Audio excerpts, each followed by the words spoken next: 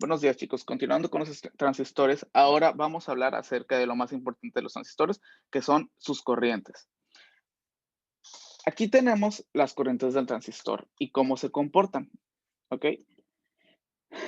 La línea que es, por ejemplo, aquí este es un transistor PNP.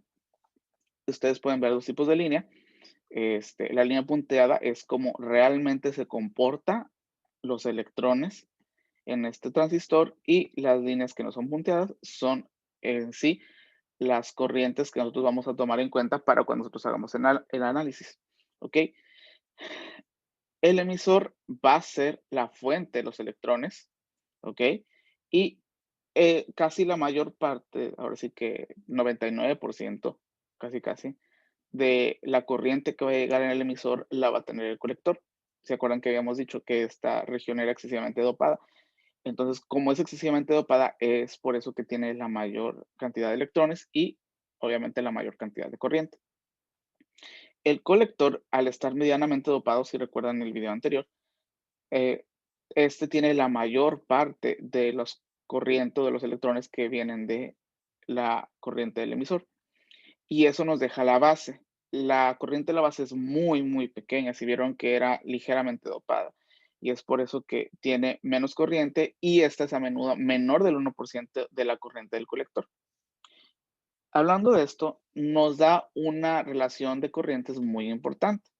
Si nosotros tomamos en cuenta que por ley de corrientes de Kirchhoff, aquí tenemos un nodo, recuerden que la suma de los nodos que entran a, digo, la suma de las corrientes que entran en un nodo va a ser igual a la suma de las corrientes salientes de un nodo, dándonos como resultado que la corriente del emisor siempre va a ser igual a la corriente del colector más la corriente de la base. Recordando que la corriente del emisor siempre va a ser la que tenga el mayor número de electrones, la corriente del colector, la mayor parte de esa corriente, y la corriente de la base, que va a ser casi menor al 1% que esta, ¿ok?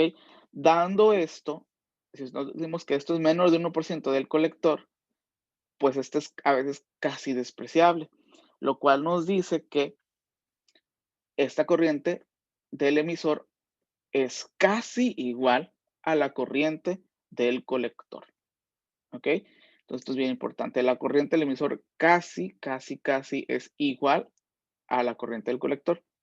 Y la corriente de la base siempre será mucho menor a la corriente del colector. Entonces, esto es bien importante para entender nuestros transistores, que vamos a utilizarlos para hacer el efecto de amplificación. Ahora bien, ese efecto de amplificación es muy importante y para esto nos da una nueva constante que va a ser la beta de CD o la beta de continua. Generalmente vamos a decir solamente beta. ¿Ok? Esta beta de continua, de corriente continua a corriente directa, se define como la relación de la corriente del colector y la corriente de la base. ¿Ok? Esta es nuestra beta, siempre va a ser igual a la corriente del colector sobre la corriente de la base. ¿Ok?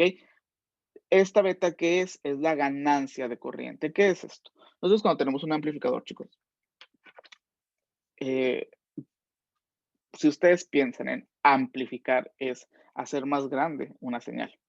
¿Ok? En este caso, nuestras señales en electrónica son las corrientes. ¿Ok? Esta es la que va a transmitir la información. Entonces, lo que yo estoy logrando con el transistor como amplificador es eso, es hacer que la corriente, en este caso la corriente de la base, se amplifique. Pero ¿cómo voy a saber cuánto se va a amplificar? La beta de la beta es ese número de veces que lo voy a amplificar, ¿ok? Eh, Dado eso, se conoce como la ganancia porque una corriente pequeña controla a una corriente de base pequeña controla una corriente de colector mucho más grande. Entonces, aquí, esto es lo que me va a dar la beta, que es nuestra ganancia, ¿ok? Es nuestra ganancia, insisto. Es las veces que yo voy a amplificar una señal, ¿ok? Este es un parámetro híbrido, que quiere decir que no tiene una unidad, siempre se va a representar como un número, ¿ok? No es ni ohms, no son ni watts, no son absolutamente nada de eso, simplemente va a ser un número y esta va a ser siempre el número de veces que se va a amplificar la corriente de la base, ¿ok?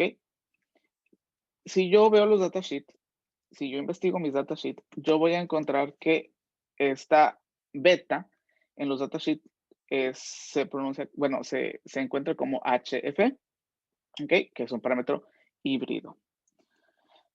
Las betas generalmente en transistores de baja potencia que aguantan menos de un watt, aproximadamente o hasta un watt. La beta normalmente está comprendida entre 100 y 300.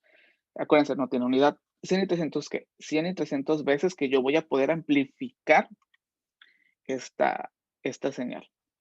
Y los transistores que son de alta potencia generalmente tienen betas que van del 20 al 100. ¿Ok? Acuérdense que son 20 o 100 veces lo que se va a amplificar. Y aquí nos da otras fórmulas. ¿Ok?